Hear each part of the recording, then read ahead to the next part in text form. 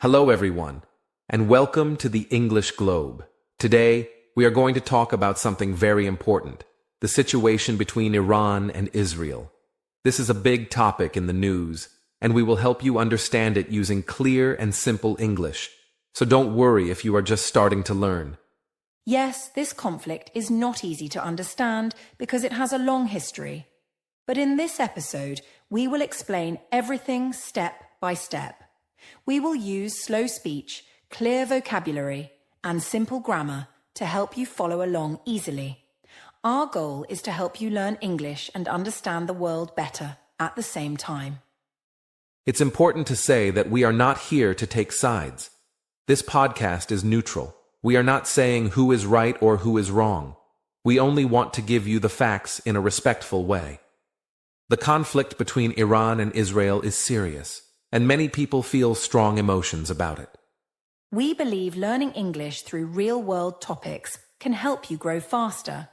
You'll not only learn new words and phrases, but you'll also become more confident talking about news and world issues.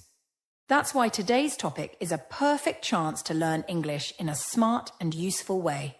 So what will we cover in this podcast? First, we will explain the history between Iran and Israel. Then, we'll talk about the events that made the tension worse. After that, we'll look at Iran's nuclear program and what's happening now in 2024 and 2025. We'll finish with vocabulary and a simple summary. This episode is great for beginner and intermediate learners. You can listen as many times as you like. Pause and repeat if needed. Try writing down new words in a notebook and saying them out loud. That will help your memory and improve your pronunciation. And if you enjoy this kind of podcast, please give this video a like. It helps more people find our channel.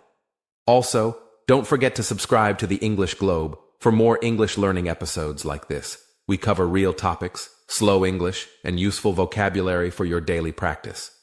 That's right. We are so happy to have you with us today. Thank you for spending your time learning with us.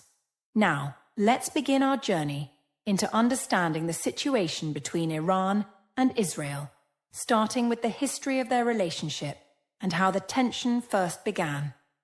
To understand the tension between Iran and Israel, we first have to go back in time to understand the history of their relationship, which might surprise many people because at one time, Iran and Israel were not enemies at all. In fact, before 1979, Iran actually had diplomatic ties with Israel and even did business with them. And both countries shared certain interests, especially during the time when Iran was ruled by a king called the Shah, who had strong connections with the West and wanted his country to become more modern and open to the world. Yes, Adam, that's a very important point to start with. Before the Iranian Revolution in 1979, Iran was one of the few Muslim-majority countries in the Middle East that had a working relationship with Israel. And this was because the government at that time, led by the Shah of Iran, saw Israel not as an enemy, but as a partner in economic and military matters, which meant they exchanged goods, shared information, and even supported each other secretly in some cases, despite the fact that most of the Arab world was already against Israel because of the ongoing conflict between Israel and the Palestinians.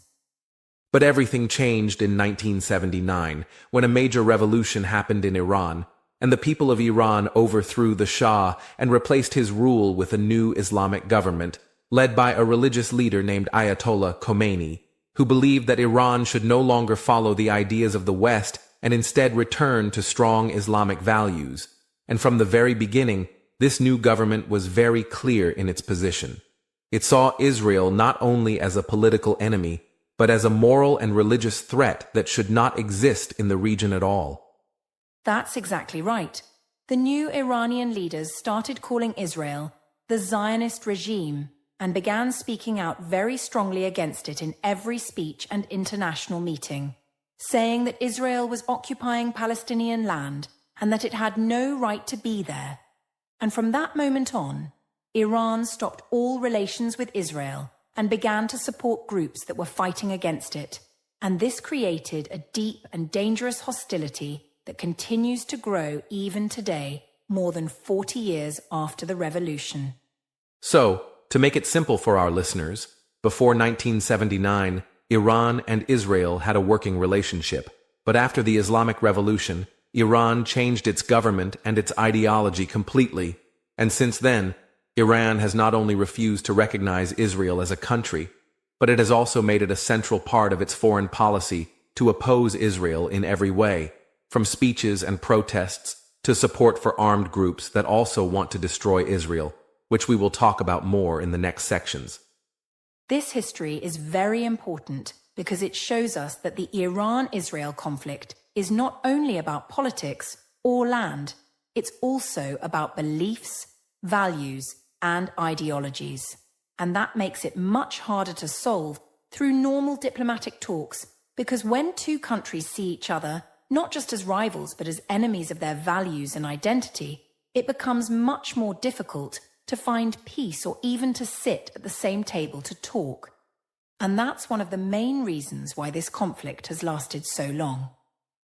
Another important detail to mention here is that Iran sees itself as a leader in the Muslim world, especially among Shia Muslims, and part of that leadership includes standing up for the Palestinian cause, which means Iran sees Israel as a country that is oppressing Muslims, and they feel it is their religious and moral duty to fight against it, not just with words, but with money, weapons, and support to groups that are in direct conflict with Israel, which has led to many small and large clashes over the years.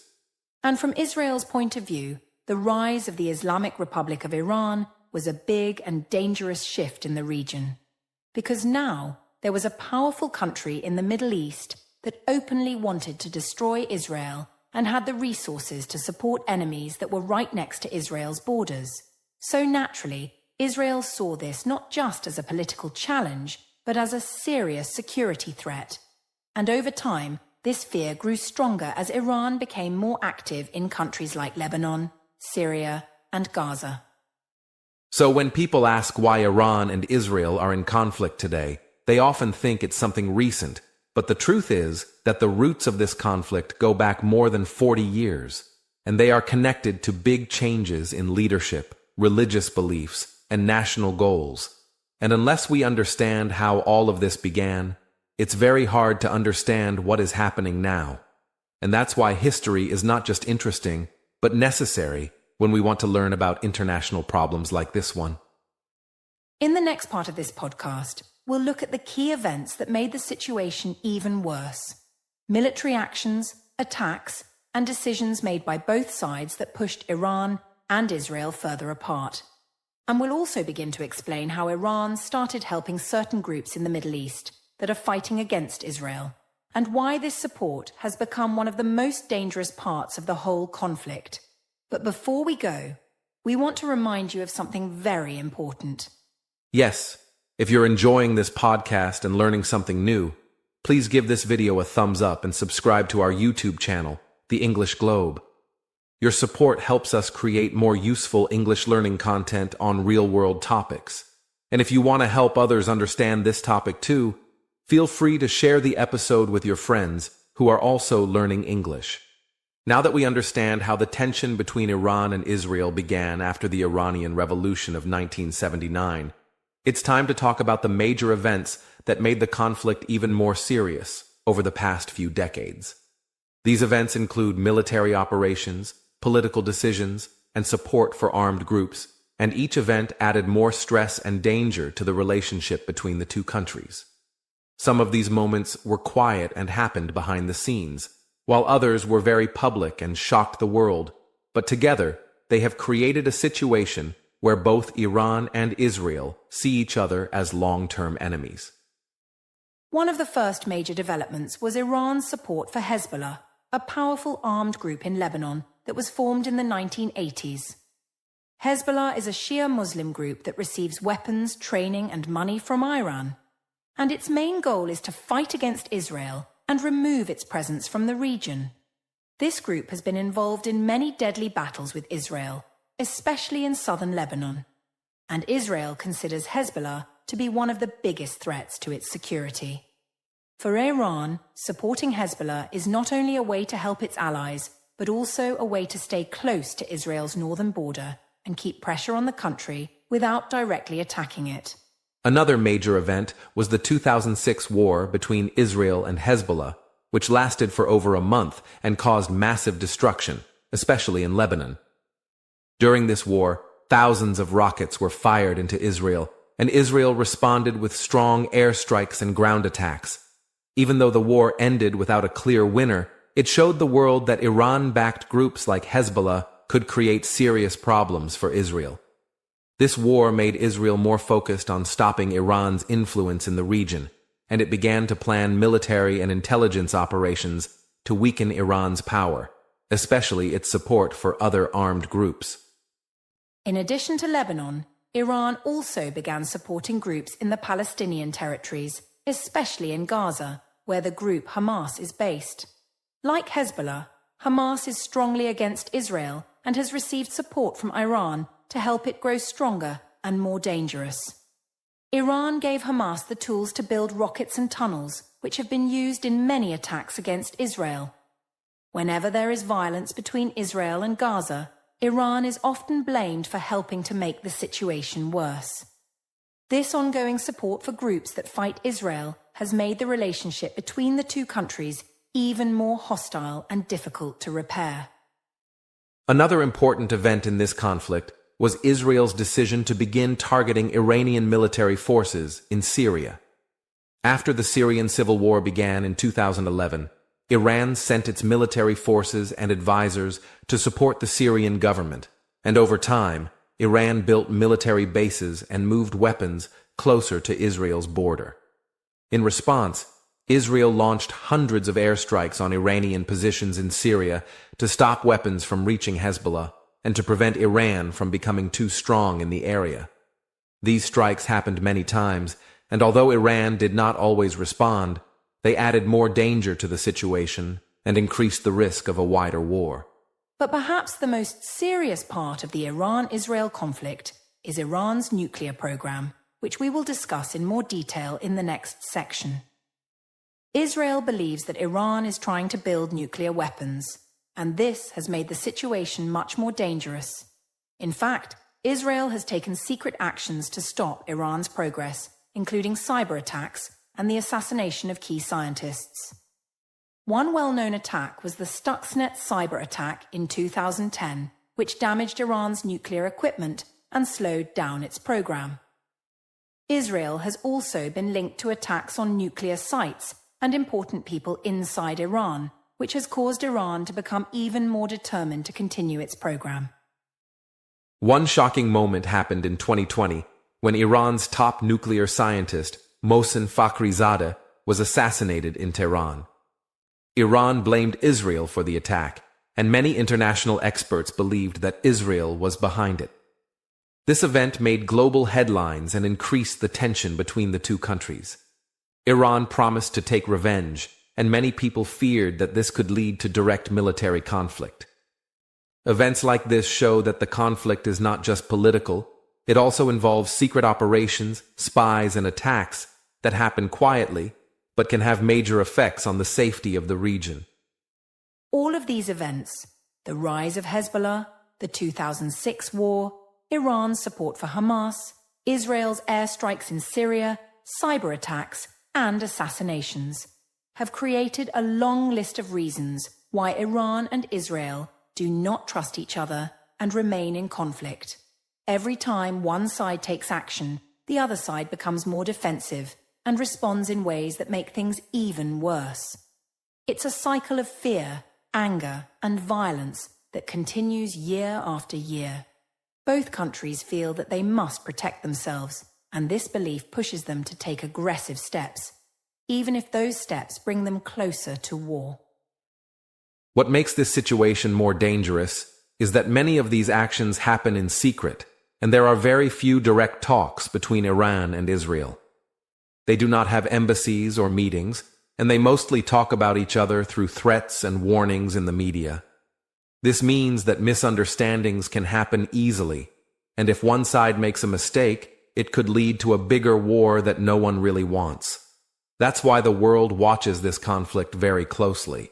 because what happens between Iran and Israel can affect the whole Middle East and even countries far away. In the next section, we'll take a closer look at Iran's nuclear program, which is one of the most serious and complex parts of this conflict. We'll explain what Iran says about its program, what Israel believes, and how this issue has become a major source of fear and disagreement, not just between Iran and Israel, but also between Iran and the rest of the world. But before we move on, we'd like to remind our listeners of something important. Yes. If you're finding this podcast helpful, please take a moment to like the video and subscribe to our YouTube channel, The English Globe. We work hard to bring you high-quality English content on real topics that matter. When you support us with a like or a comment, it helps more learners like you discover our channel and join our growing community. We truly appreciate every listener who takes this journey with us. One of the most important and controversial parts of the Iran-Israel conflict is Iran's nuclear program, which many countries around the world, especially Israel, believe could lead to the development of nuclear weapons in the future. Iran, on the other hand, insists that its nuclear activities are peaceful and meant only for generating electricity, conducting scientific research, and treating medical patients through nuclear medicine. This disagreement about the true purpose of Iran's program has created serious tensions not only between Iran and Israel, but also between Iran and other world powers, leading to years of diplomatic efforts, deals, and even threats of war.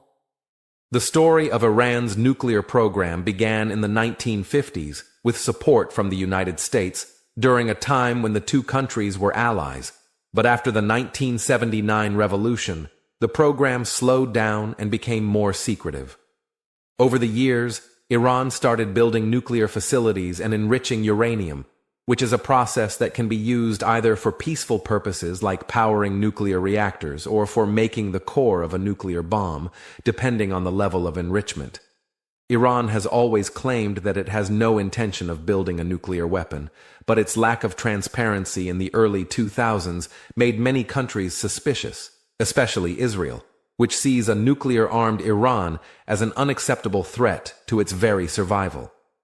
In response to the concerns about Iran's nuclear program, world powers including the United States, the United Kingdom, France, Germany, Russia, and China entered into negotiations with Iran that eventually led to the 2015 agreement known as the Joint Comprehensive Plan of Action, or simply the Iran nuclear deal. According to this deal, Iran agreed to limit its nuclear activities, reduce its stockpile of enriched uranium, and allow international inspectors from the United Nations to monitor its facilities in exchange for relief from the economic sanctions that had been hurting its economy. For a while, the deal seemed to be working, and there was hope that tensions in the region might decrease. However, things changed dramatically in 2018 when the United States, under President Donald Trump, decided to withdraw from the nuclear deal and reimpose strict sanctions on Iran, claiming that the agreement was not strong enough to stop Iran from building a nuclear bomb in the future. This decision caused a major shift in the situation, and Iran began to slowly stop following parts of the deal, enriching uranium to higher levels and installing more advanced centrifuges that could speed up the process. Although Iran said it was only reacting to the U.S. withdrawal and still did not want to make a nuclear weapon, many countries began to worry that Iran was getting closer to having the ability to do so if it ever made the decision. Israel has been the loudest voice warning the world about Iran's nuclear progress, and it believes that Iran is secretly working toward building a bomb despite its promises.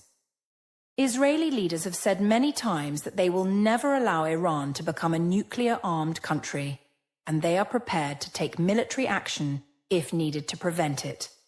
In fact, Israel has already taken several steps to slow down Iran's program, including cyberattacks like the Stuxnet virus that damaged Iran's nuclear equipment, and covert operations to assassinate Iranian scientists and destroy important facilities. These actions have added even more tension to an already dangerous relationship and increased the risk of a direct military conflict. What makes this situation even more complicated is that there is no easy way to know what Iran's true intentions are. Because while the country continues to say it does not want nuclear weapons, it is also reducing cooperation with international inspectors and refusing to provide clear answers about some of its past nuclear activities. This lack of openness has made it harder for the International Atomic Energy Agency, IAEA, the UN body that monitors nuclear programs, to confirm exactly what Iran is doing, which in turn fuels more suspicion and fear from Israel and other countries. In some ways, it has become a game of trust where each side accuses the other of lying or hiding something.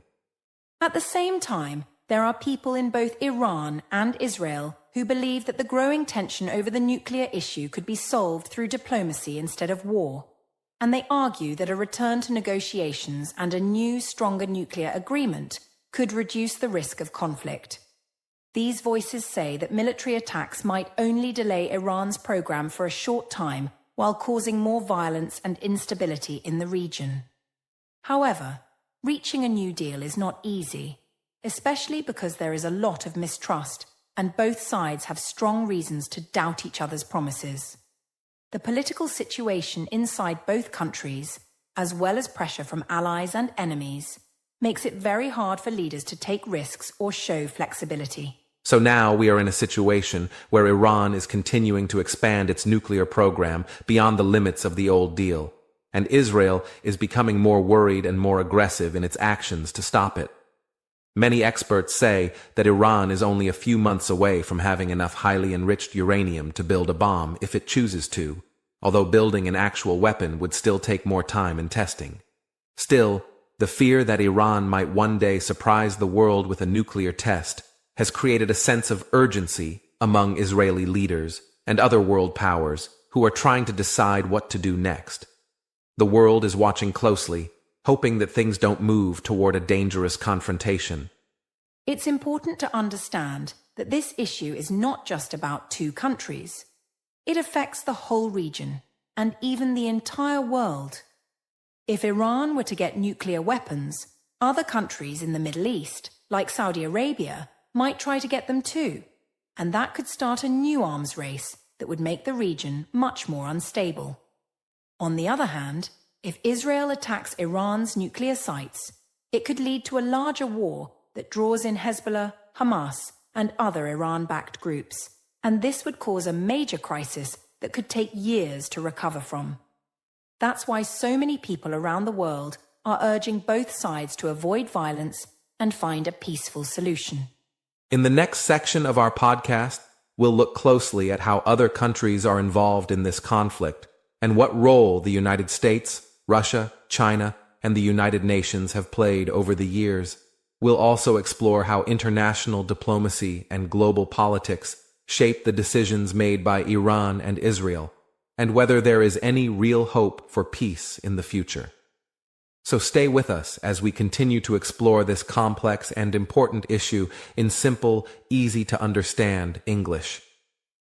To truly understand the conflict between Iran and Israel, we also need to look at the countries that support each side, because this is not just a local or regional issue.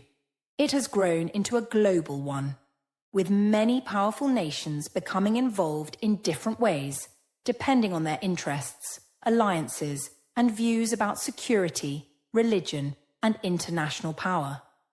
The actions and decisions of countries like the United States, Russia, China, and the members of the European Union have a big influence on what happens next between Iran and Israel.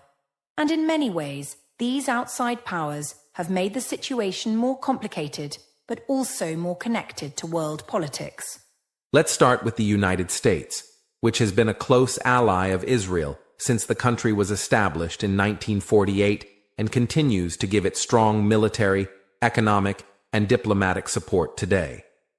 The U.S. provides Israel with billions of dollars in military aid each year, advanced weapons systems, and political backing at the United Nations, which makes Israel feel confident in standing up to threats from countries like Iran. American leaders from both political parties have promised to protect Israel's security, and they often describe Iran as the greatest threat to peace in the Middle East. Because of this relationship, when Israel feels threatened, it often turns to the United States for help and support.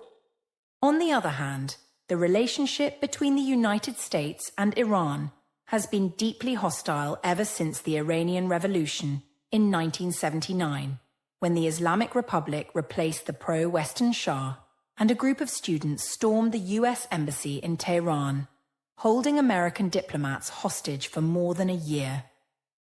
Since then, the two countries have not had formal diplomatic relations, and the United States has placed many economic sanctions on Iran to punish its government for supporting terrorism, violating human rights, and working on its nuclear program. However, there have also been moments when US presidents tried to reduce tensions with Iran, especially during the time of the nuclear deal in 2015. Meanwhile, Russia has taken a very different position in the region, choosing to support Iran both politically and militarily for its own strategic reasons. Russia and Iran work closely together in places like Syria, where both countries support the government of President Bashar al-Assad in its civil war against rebel groups, some of which were backed by the West. By helping Iran and its allies, Russia is able to increase its influence in the Middle East, push back against US power, and sell weapons and nuclear technology to a friendly government. Russia doesn't see Iran as a major threat like the West does, and this has created a deep partnership that continues to grow stronger. China also has important ties with Iran, especially in terms of trade, investment, and energy. China buys a lot of oil from Iran and has helped build roads, factories, and technology systems in the country as part of its Belt and Road Initiative, a huge project to connect China with the rest of the world through infrastructure. China often opposes US sanctions against Iran and believes that diplomacy is the best way to solve problems in the Middle East. While China does not take a very strong side in the Iran-Israel conflict, it often supports Iran at the United Nations and wants to keep good relations with all countries in the region, including Israel, because of business and economic goals. The European Union, made up of countries like France, Germany, and the United Kingdom, also plays an important role and has tried to act as a middle force by promoting peace, dialogue, and agreements. These countries helped create the 2015 nuclear deal with Iran and were very disappointed when the United States pulled out in 2018. They continue to believe that negotiation and diplomacy are the best paths to avoid war, and they have been working hard to bring both Iran and the United States back to the deal. At the same time, most European countries have good relations with Israel and sell it military technology, which puts them in a delicate position between two sides that don't trust each other. Then there are countries in the Middle East that support either Israel or Iran, depending on their own politics, religious beliefs, and strategic goals. Saudi Arabia, for example, is a powerful Sunni Muslim country that sees Shia-led Iran as a major threat to its influence and has supported actions that limit Iran's power in the region. For many years, Saudi Arabia and Israel did not talk to each other, but now, because they share a common enemy in Iran, they have quietly started cooperating in security matters, and some people believe they might even become official allies in the future. This is a big change in the region and could reshape alliances. Iran also has its own network of allies and groups that it supports across the Middle East, which it calls the Axis of Resistance. This includes Hezbollah in Lebanon, Hamas and Islamic Jihad in Gaza, militias in Iraq, and the Houthi rebels in Yemen. These groups all share Iran's opposition to Israel and the United States, and they receive money, weapons, and training from Iran to fight against Western influence. Iran uses these groups as a way to spread its power and pressure Israel without having to go to direct war. This strategy has been very effective in keeping Israel on high alert and forcing it to fight battles on many different fronts at the same time. What all of this means is that the Iran-Israel conflict is not just a fight between two countries. It is part of a much bigger web of global relationships, military deals, energy needs, and political alliances. The involvement of powerful nations like the United States, Russia, and China makes it much harder to find a simple solution because each of these countries has its own interests and strategies. Some want to avoid war, others want to sell weapons, and a few want to gain more power in the region. As long as these interests remain in conflict, it will be very difficult to bring peace to this part of the world. In our next section, we will look at how the recent violence between Iran-backed groups and Israel has affected innocent people, especially civilians in places like Gaza, Lebanon, and Israel. We'll talk about how war destroys lives, homes, and dreams, and why many people are calling for peace even when their governments continue to fight. So, don't go anywhere, because this is one of the most emotional and human parts of the story, and it's something the world needs to hear. When we talk about the conflict between Iran and Israel, it's very important to remember that behind all the politics and military actions, there are millions of innocent people whose lives are directly affected by the violence. Families, children, and ordinary citizens often suffer the most during conflicts, and the ongoing tensions have caused great pain, fear, and destruction for many communities in Israel, Iran, and the surrounding countries. The fighting is not just between armies. It happens in cities and towns where people live, work, and go to school, making the consequences deeply personal and tragic. One of the most visible and heartbreaking places affected by this conflict is the Gaza Strip, a small piece of land controlled by Hamas, an Iran-backed group that opposes Israel. Gaza has experienced repeated wars and military attacks over the past years, resulting in thousands of deaths and injuries, many of them civilians, including women and children. The infrastructure in Gaza is heavily damaged. Hospitals, schools, homes, and water systems have been destroyed or badly harmed, which makes daily life very difficult for the people living there. Many families live in fear, never knowing when the next conflict will begin or where it might hit. In Lebanon, another country heavily influenced by Iran through its support for Hezbollah, the situation is similar. Hezbollah has fought several wars with Israel and has large numbers of weapons stored inside civilian areas. This means that when fighting breaks out, civilians often find themselves caught in the crossfire, facing bombings, destruction of homes, and long-lasting economic hardship. The people of Lebanon, already struggling with a severe economic crisis, have to deal with the constant threat of violence, making it difficult to build stable and peaceful lives. On the Israeli side, civilians also live under constant threat of rocket attacks, bombings, and other forms of violence. Many Israeli cities near the borders with Gaza and Lebanon have experienced attacks that force families to rush to shelters and disrupt normal life. These repeated attacks create a deep sense of insecurity and trauma, especially among children who grow up in fear and uncertainty. The psychological impact of living in a conflict zone for years cannot be overstated, and many people suffer from stress, anxiety, and other mental health issues as a result. Beyond the direct violence, the ongoing conflict has caused major economic problems for people on all sides.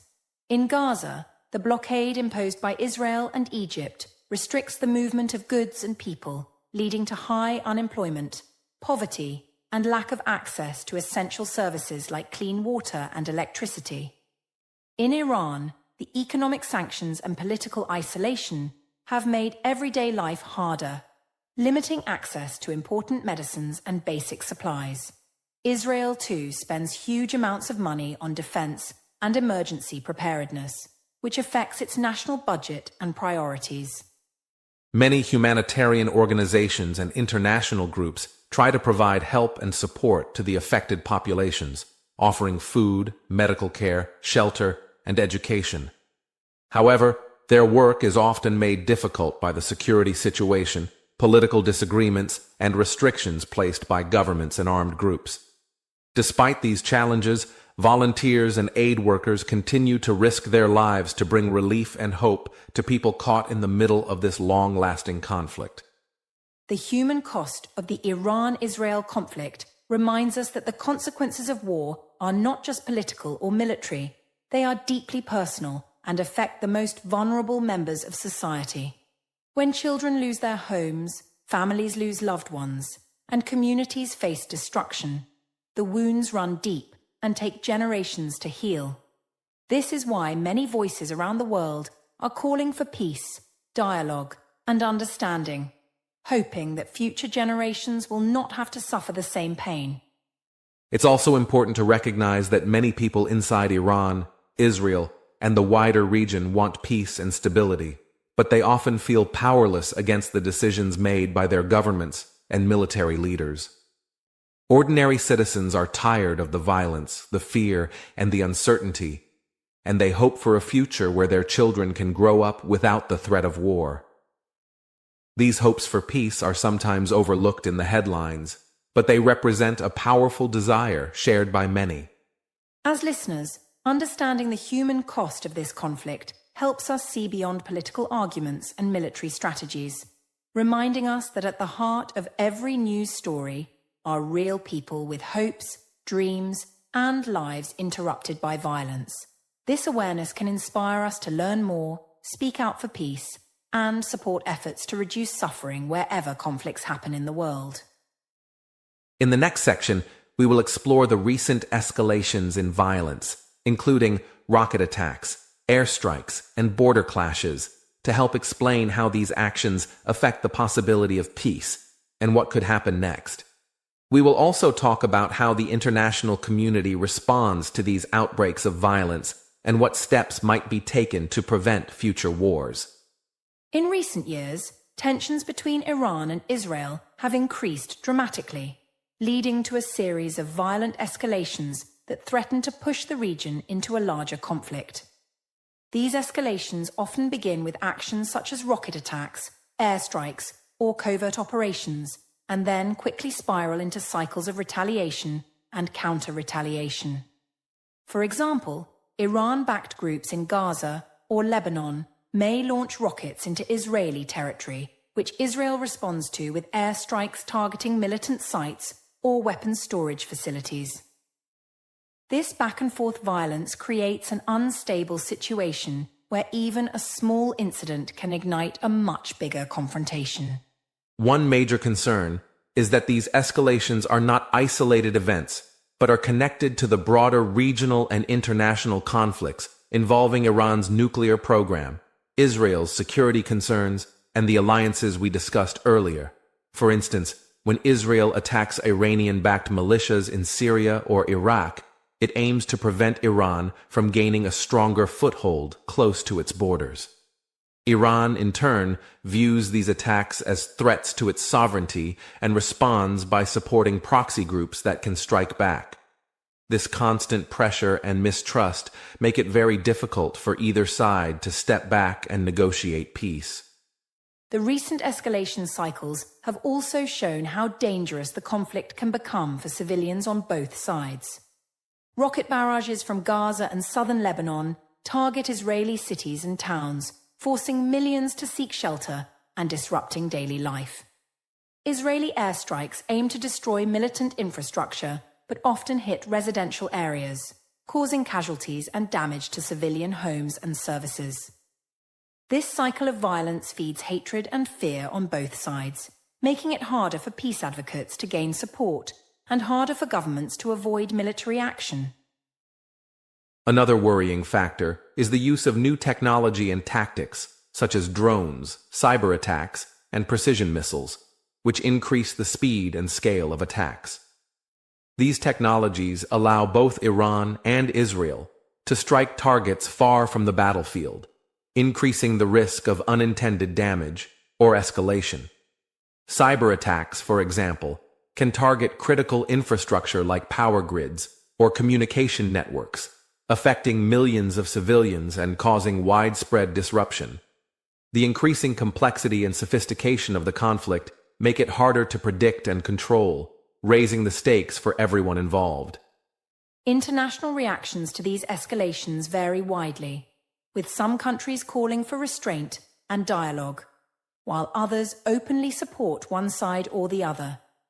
The United Nations often holds emergency meetings to discuss ceasefires and humanitarian aid, but enforcement is limited, and peace agreements tend to be fragile and temporary. Some international players try to broker talks between the conflicting parties, but deep distrust and conflicting demands have so far prevented any lasting solutions. The media coverage also plays a role, as different outlets emphasize different narratives, shaping public opinion around the world. One of the key challenges to stopping the recent escalations is the lack of direct communication between Iran and Israel. Unlike many conflicts where leaders can talk to de-escalate tensions, these two countries have no formal diplomatic relations and rarely engage in dialogue. Instead, much of the fighting is carried out through proxy groups and covert actions, making it difficult to establish clear lines of communication or negotiate ceasefires. This absence of dialogue keeps misunderstandings and suspicions high, increasing the chances of accidental or intentional escalation. Despite these challenges, there are ongoing efforts by some governments, international organizations, and civil society groups to reduce violence and encourage dialogue. Track 2 diplomacy, which involves unofficial talks between experts and activists, has helped open some channels of communication and build trust. Humanitarian organizations also work to protect civilians and provide aid during escalations. While these efforts have not yet led to a comprehensive peace agreement, they demonstrate that many people are committed to finding a better way forward, even in the face of conflict. In summary, the recent escalations between Iran and Israel are dangerous and complex, fueled by deep-rooted mistrust, regional rivalries, and the involvement of multiple actors.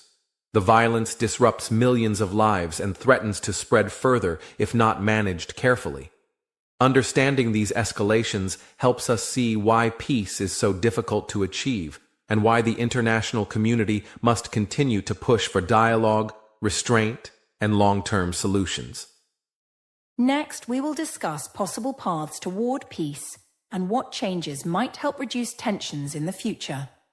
We'll explore different ideas, including diplomacy, economic cooperation, and people-to-people exchanges, to imagine a world where Iran and Israel can coexist without violence. Stay tuned for this hopeful and important conversation. When we look at the decades of conflict between Iran and Israel, it's clear that the situation is deeply complicated. But many experts and peace advocates believe that peace is possible if both sides and the international community work together sincerely. One of the first and most important steps toward peace is opening communication channels, even if informal, to reduce misunderstandings and build trust. Without communication, each side relies on assumptions and fears that fuel hostility and violence. Track 2 diplomacy, which involves unofficial dialogues between academics, religious leaders, and civil society representatives, has shown some promise. These talks, while not official, help create spaces where people can discuss difficult issues honestly and explore common ground, even if political leaders remain unwilling or unable to negotiate directly. Beyond dialogue, economic cooperation is often suggested as a powerful tool for peace. History shows that countries with strong trade ties and economic interdependence are less likely to go to war because the cost of conflict is too high. If Iran and Israel, or their regional neighbors, could find ways to cooperate economically, it might build incentives to reduce tensions. For example, shared interests in energy, water management, and technology could provide a foundation for collaboration. However, the current political climate and sanctions make such cooperation extremely difficult. Still, some hopeful signs exist, such as indirect trade and business contacts through third countries, showing that economic interests can sometimes transcend politics and create openings for peace. Another key path to peace involves the role of international organizations and third-party mediators who can help facilitate negotiations, provide guarantees for agreements, and monitor compliance.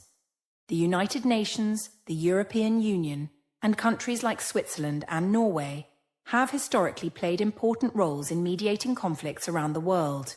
In the Iran-Israel case, a neutral mediator could help bridge gaps by organizing peace talks that include not only the governments, but also representatives from different communities affected by the conflict. Such inclusive negotiations can help address underlying grievances and build a broader consensus for peace, rather than agreements imposed only by political elites.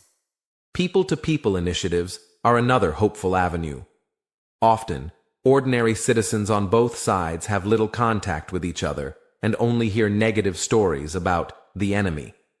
Programs that encourage cultural exchanges, joint educational projects, and dialogue between communities can help break down stereotypes and humanize those seen as adversaries. These efforts don't solve political problems overnight, but they create a foundation of mutual understanding and empathy, which is crucial for long-term peace. Youth engagement is especially important as young people represent the future and can be powerful agents of change when given opportunities to connect across divides. Importantly, peace efforts must also address the security concerns of both Iran and Israel. Israel fears attacks from Iran or its proxy groups, while Iran worries about Israeli military power and perceived threats to its sovereignty. Any peace process needs to find ways to guarantee the safety and security of all parties.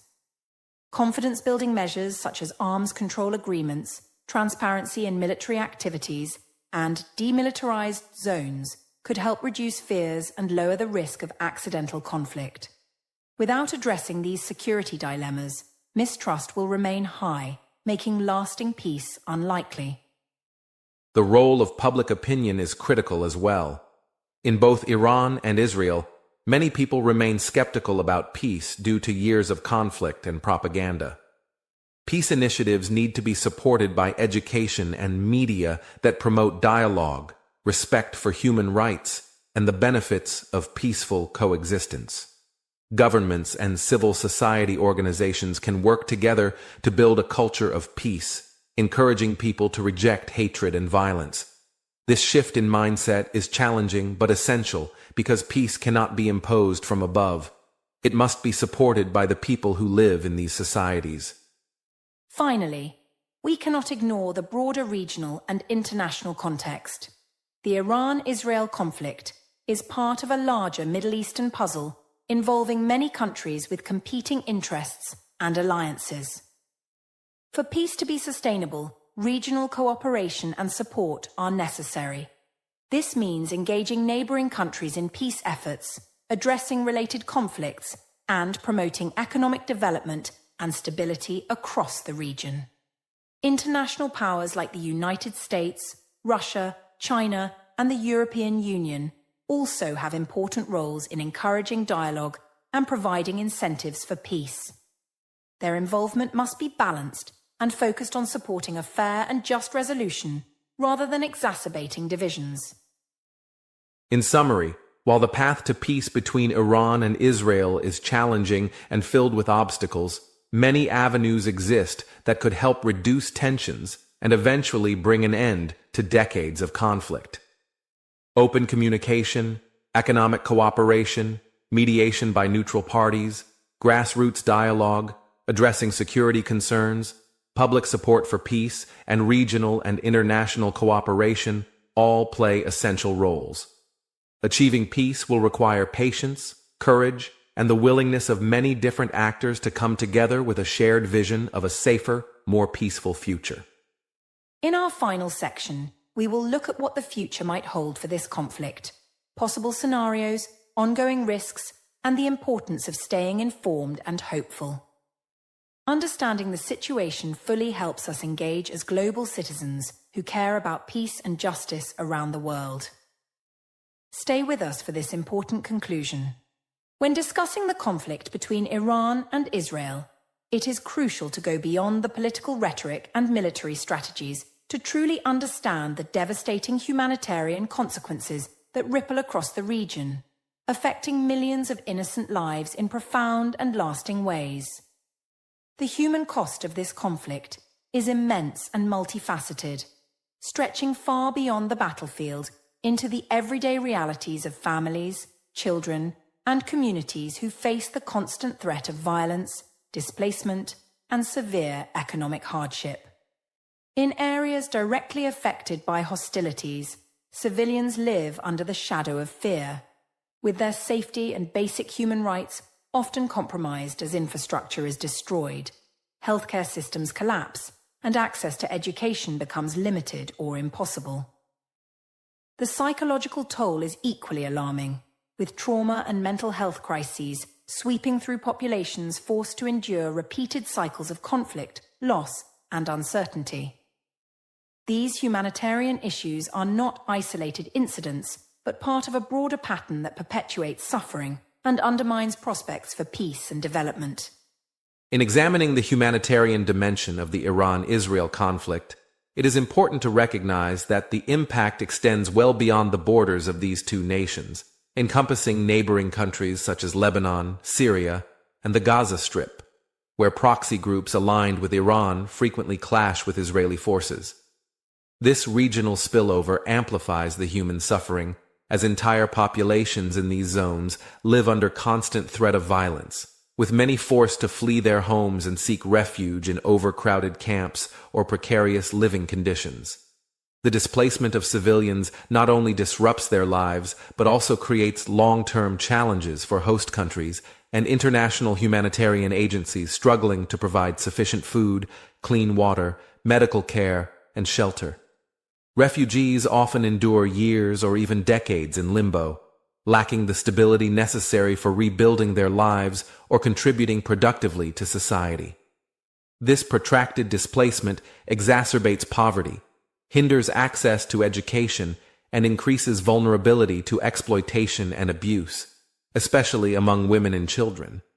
Another severe consequence of the ongoing conflict is the destruction and degradation of essential infrastructure, including hospitals, schools, water treatment facilities, and power plants, which are frequently targeted or damaged during military operations.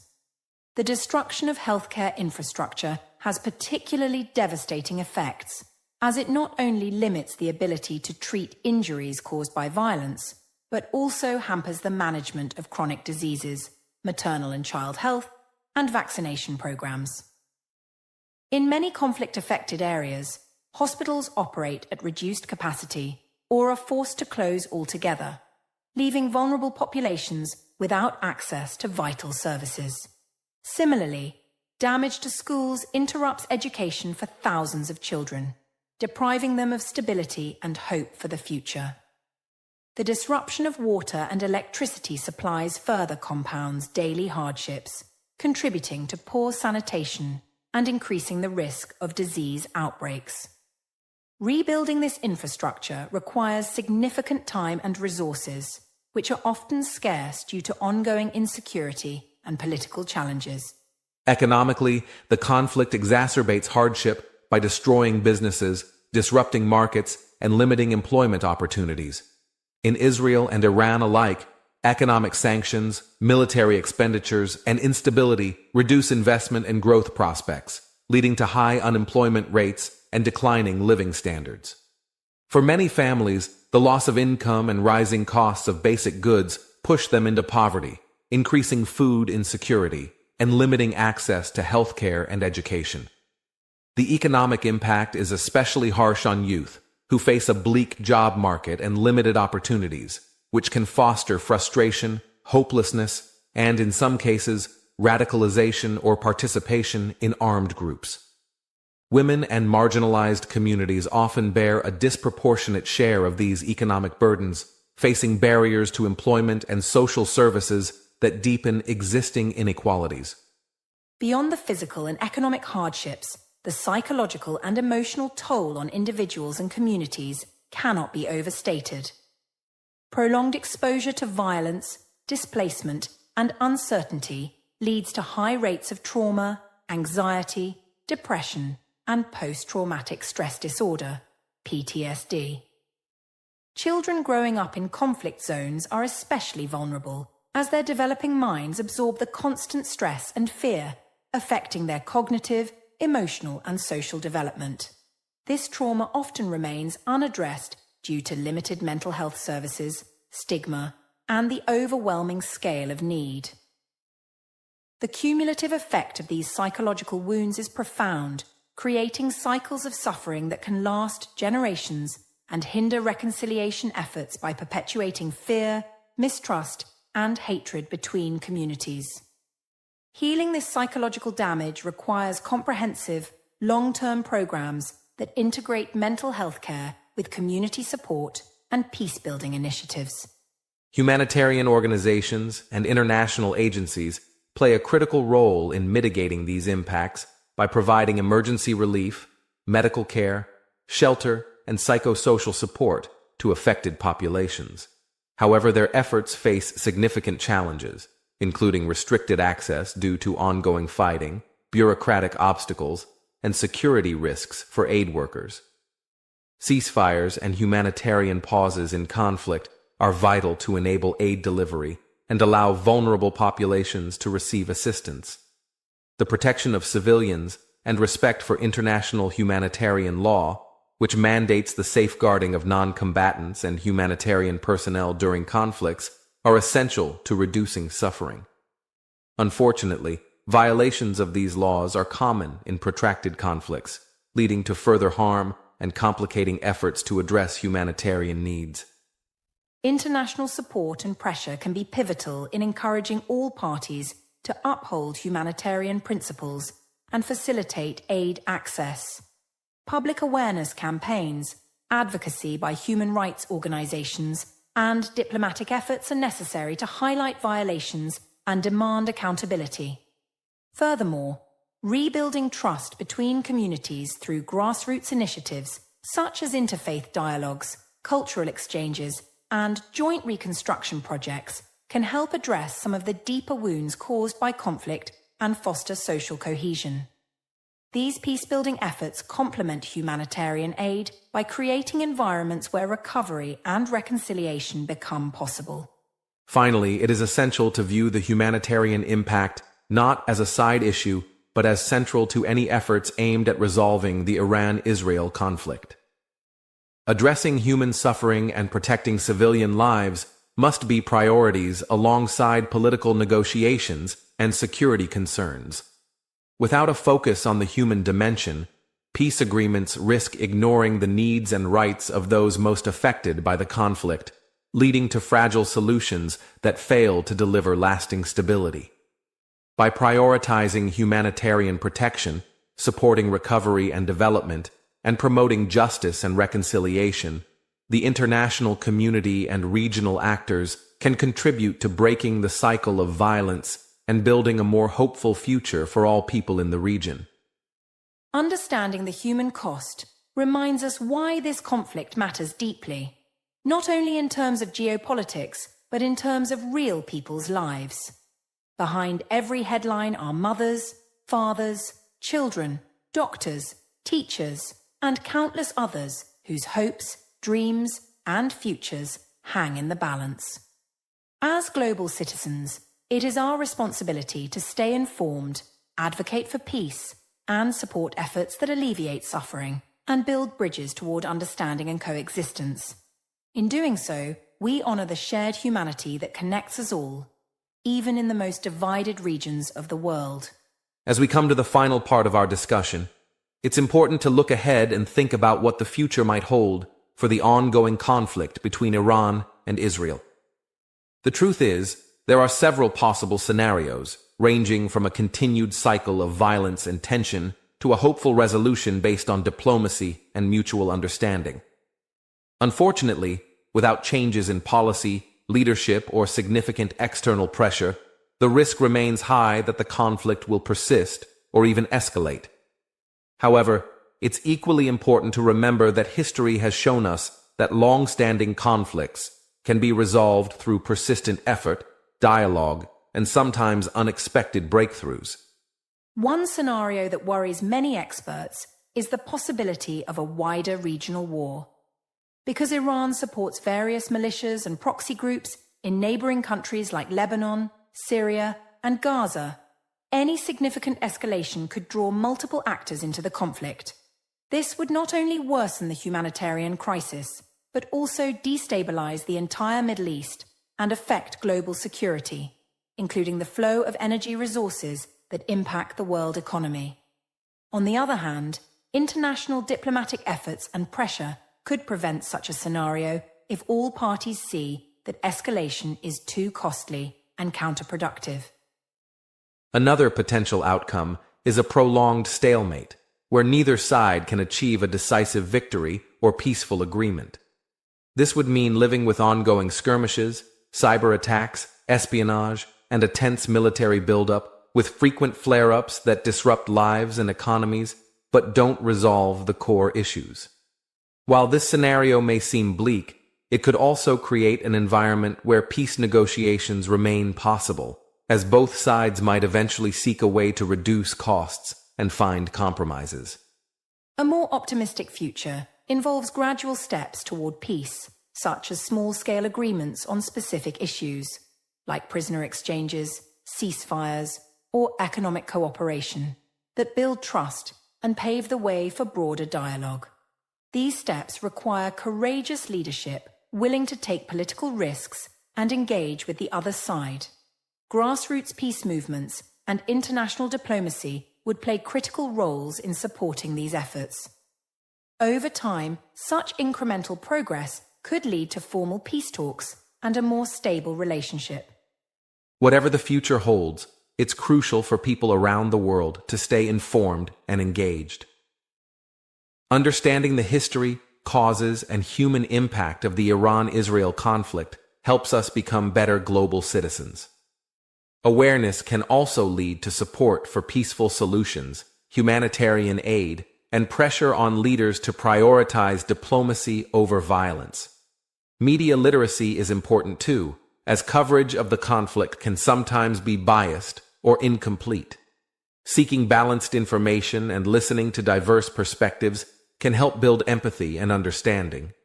Finally, while the conflict may seem distant to many, its consequences affect millions of lives, including those of refugees, families living in fear, and children growing up amid violence. Supporting peace efforts and humanitarian work, even in small ways, contributes to a more hopeful future. We all share a responsibility to promote dialogue, respect human rights, and stand against hatred and violence wherever it occurs. Thank you for joining us on this deep and important exploration of what's happening between Iran and Israel. We hope this podcast has helped you understand the complexities and human stories behind the headlines.